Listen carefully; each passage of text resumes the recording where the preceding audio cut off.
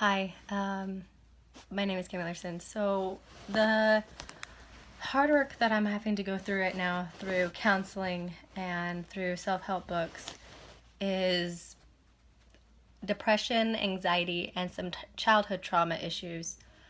And so one of the chapters I had been going through in this book called the Anxiety and Phobia Workbook is called Dealing with Feelings.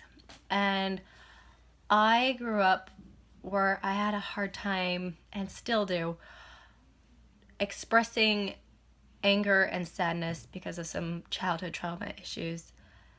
And so this book kind of helps you understand emotions, like where you feel them. So I feel all my frustration and intensity in my shoulders and in my neck. And it talks about like kind of giving you a chance. It guides you and tells you to relax your body. So one of the techniques I ended up using last night, or actually it was the night before, I decided to lay down and do what's called a 7-4-8 breathing technique, where you breathe in for 7 seconds, hold for 4, and breathe out for 8, in order to kind of just calm your mind down and kind of just let your body feel the emotions. And it gives you some questions about certain emotions, which, like, one of the questions is, what is your body feeling? What is the shape of the feeling? Or what is the size of the feeling? If the feeling had a color, what would it be? So these were some of the questions I asked myself last night. And as I was doing so, the color of the feeling that I had felt the night before last was kind of an orange red color. They're like two separate colors. They were swirling, but they weren't really intermixing. Like, some of it was and some of it wasn't. It was kind of weird. And it was in, like, I felt that when it asked, what's the size of this feeling?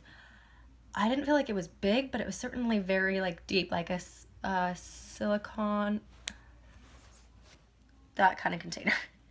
um, and so as I was working through it, it kind of gives you a list of, being able to, if you're struggling to identify emotions, gives you a whole list to go through to understand what certain emotions you may be feeling, like, kind of the list that you would give a child if they're really struggling with an emotion in elementary school. They'd point out to what one they're kind of feeling, or for adults.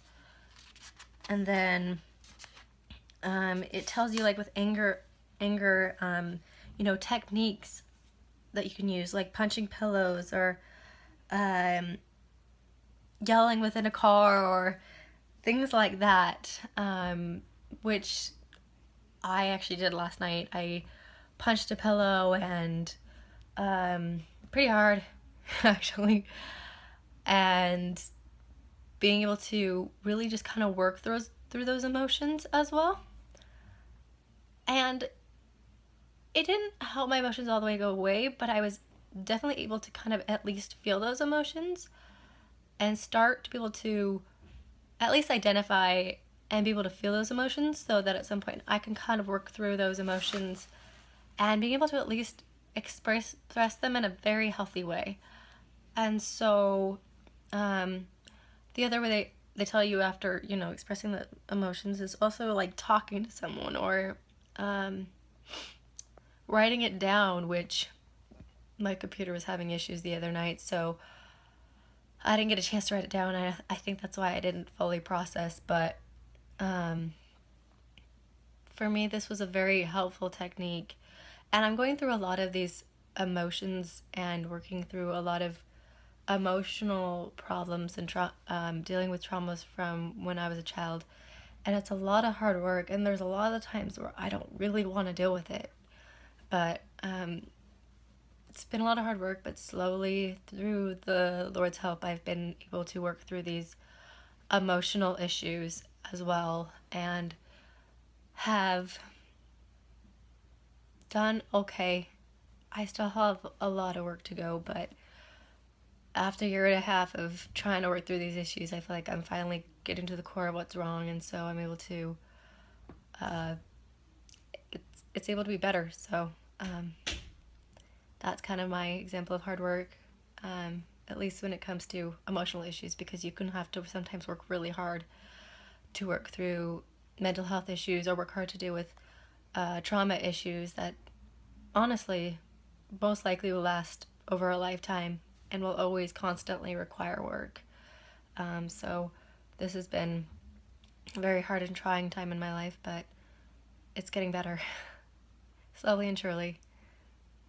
And yeah, so